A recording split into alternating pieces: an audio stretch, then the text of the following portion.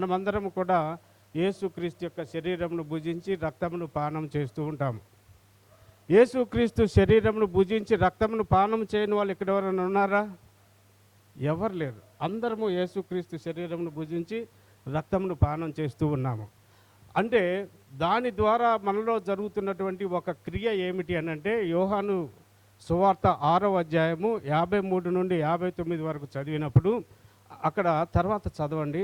అక్కడ రాయబడి ఉంటుంది, నా శరీరమును భుజించి నా రక్తమును పానము చేయువాని యందు నేనును నా యందు వాడును నిలిచి ఉందుము అని రాయబడి ఉన్నది. అక్కడ యేసుక్రీస్తు చెప్పినటువంటి మాటలు ఇవి.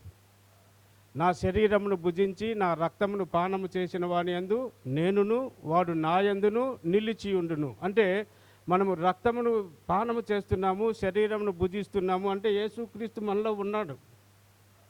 ఆ ఎరుక, ఆ అనుభవము ప్రతి క్షణము మనలో ఉండాలి. ఉండినప్పుడు మనం భయపడం, మనము వెలుగుగానే ఉంటాము.